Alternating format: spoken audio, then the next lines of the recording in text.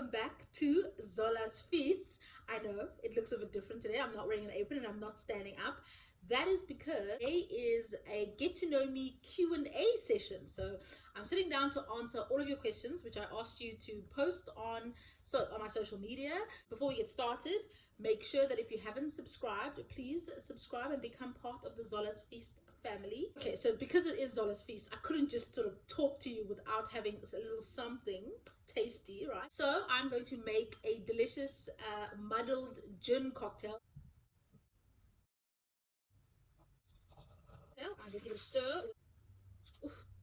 So the point of me doing this was because obviously a lot of new followers, and obviously I'm new on YouTube, so it was just an opportunity for you guys and myself, I can't even speak, for you guys and me to connect. What I want to do actually before I start on the questions is just give you sort of a rundown about my background and my personal background and like who I am. I am a proud Zulu girl, born in KZN, Mlazi. Dad's family is from Mlazi and my mom's from Etoti. Family moved to George when I was really young, so I did my schooling, etc. in George. I am a middle child. I'm very talkative, I always have been. Right, let's get into your questions. Hey Zola, what made you want to be a chef? When I finished high school, I went and studied BCom law because, you know, talkative, argumentative, I thought absolutely I must be a lawyer. In my second year exams, I actually realized that I wasn't loving it, you know, and I always grew up with my dad saying, whatever you choose as your career, make sure that you love it because you do it for more than half your life. So I always had that sort of ringing in my ear all the time. So when I realized actually I wasn't as passionate about it as I could be, I basically picked up the phone and I called my dad and I was like, listen, I'll finish studying this law degree, but I don't really think I want to be a lawyer. Like, criminal law is really interesting, but you know, it doesn't really feed my soul or anything. And my dad, without hesitation, was like, stop what you're doing, don't write another exam, come home and let's discuss this. And I was like, wait, I'll finish. And he was like, no, listen, I'm telling you that if you're unhappy, you don't have to do it. So I was like, okay. So I went home, we discussed it, and literally my dad asked me the question, what is it that makes you really happy without you thinking about it? And I was like, you know what, I really love to cook. And that's literally where it all started. My dad did some research, and back then, yes, I'm showing my age, you know, professional cooking was something that was really taken seriously in the UK, and there were professional chefs, etc. So my dad was like, go to the UK, go and work in professional kitchens and see if you really love it as much as you think you will. And I was like, okay, cool. So off I went on a UK working holiday visa, which was like available back then. Oh, I'm showing my age again. And yeah, I worked in a brasserie for 2 years on and off, and I started at the bottom. I was like peeling carrots and I was peeling potatoes, doing all those mundane jobs that nobody wanted to do, but I loved every second of it, and I did it with such enthusiasm. I think that's why the chef sort of saw potential in me. At the end, when I left there after 2 years, I was head of pastry section. Then I knew that yes, this is what I wanted to do. I want to pursue culinary arts as a career. I want to be a chef. So I came back home and I enrolled in the best chef school that was available at the time, and ICA, and that's where I did my culinary arts studies for 3 years. I specialized in food media. A lot of people always ask me, why did you study? Because it's such a practical career. Like, why did you feel the need to have to study for a whole 3 years? And yes, I was the oldest one in the class. I was the granny in chef school. But because I knew it was such a male-dominated industry, and the fact that I was a female coming into this industry wanting respect, I knew as a female, first of all, that's one step back in terms of the chefing industry, and then as like a female of color, as a black woman as well, that's like an extra step behind. So I wanted to make sure that whatever kitchen I walked into, no matter what the chef thought of me as a woman, I'd earn the respect by earning my title of chef. So I knew that I wanted to study. Oh, this is sweet. Hope you do not stop. Hopefully I can get your book so I can be a master chef like you with my career. Yes, I hope that you also do get my books. And those of you who don't know, you can get them from my website, zolanene.com. Both have won Gourmand World Cookbook Awards. I'm very proud of them. I started cooking because of your passion, smile and attitude. I love and enjoy everything you do. Oh, thank you so much. Guys, you actually have no idea. I think I never get tired of saying how I appreciate the love that you guys show me so, so immensely. Thank you for the support, thank you for the love, I appreciate it. Oh, this is a funny one, and this one actually comes up often. Can I be your personal food taster? I'm sure that those roles are filled. My family has filled those roles very successfully. But if a position opens up as one of my personal food tasters, I will definitely consider you. What's your favorite dish to make? Okay, so guys, it's very difficult for me to answer a question about what is your favorite anything, because I like so many things and so many things are my favorites, and at any given time my favorite can change. But if you ask, oh excuse me, oh gosh, that was rude. If you asked me what would be my last meal, my mom's lamb curry, which is boss, with maybe isingosombela, yum, the steamed variety. I would have to have a side of coleslaw with that, and perhaps a side of potato salad. I know, lots of starch, but you know what I mean. It's my last meal. I can do whatever I want, right? How were you able to stay motivated in this career? Oh, what a great question.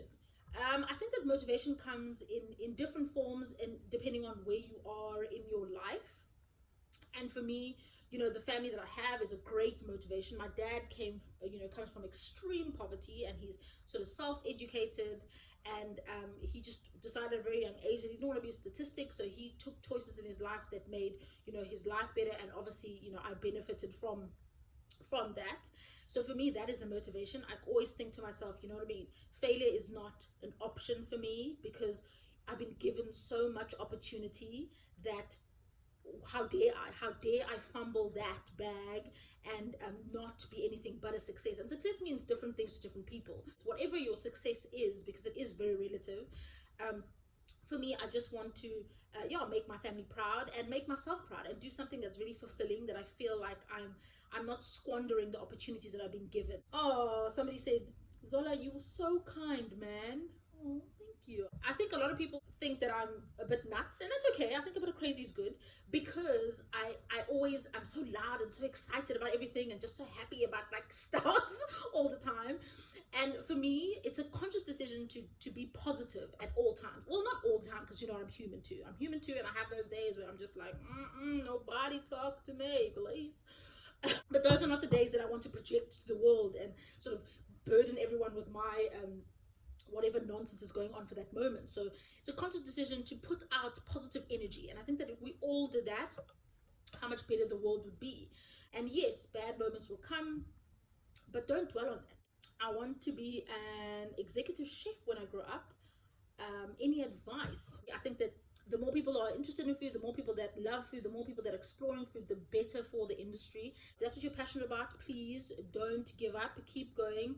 Work hard. Pay your dues, because those foundations that you learn at chef school are so important, especially in professional kitchens. I know that, you know, some of the things that I learned in chef school was so annoying at the time, and I remember thinking, why is it so important for me to take off my apron when I leave the kitchen, before I go to the bathroom, before I go wherever?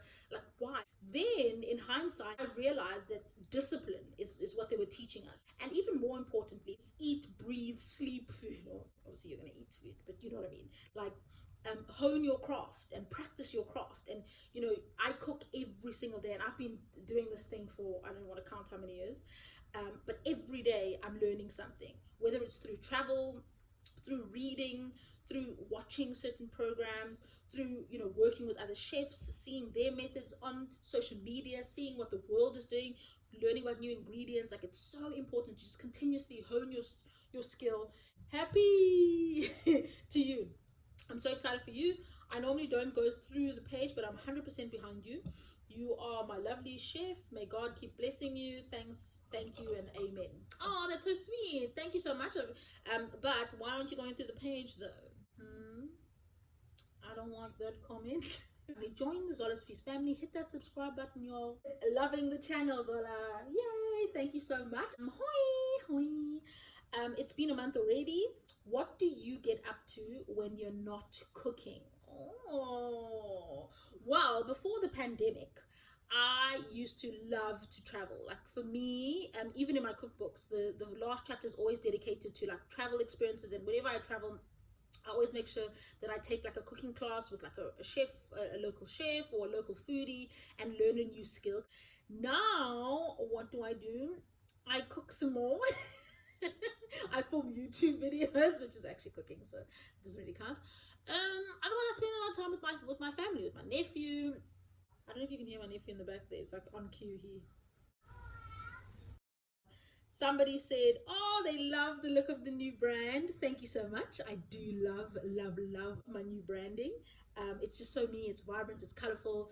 And for those of you who haven't been to my website yet, please go and check it out and check out my online shop. I'd like to know how you started with your career and reached this tremendously amazing point. Oh, okay, that's a great one. Actually, it's actually a good one to end with. My last 6 months of my food media specialization, I was placed at, back then still existed, Top Billing magazine as a food assistant, and I worked there for 6 months. I then moved to Joburg after that, worked in some catering companies, some corporate catering as well. Then actually I wanted to move back, and the producers of Espresso morning show heard that I was coming back, and they called me and they were like, "We're starting this brand new show, it's never been done in South Africa before, would you be keen to come and sort of head up the food department?" I was like, absolutely, yes. I moved back to Cape Town,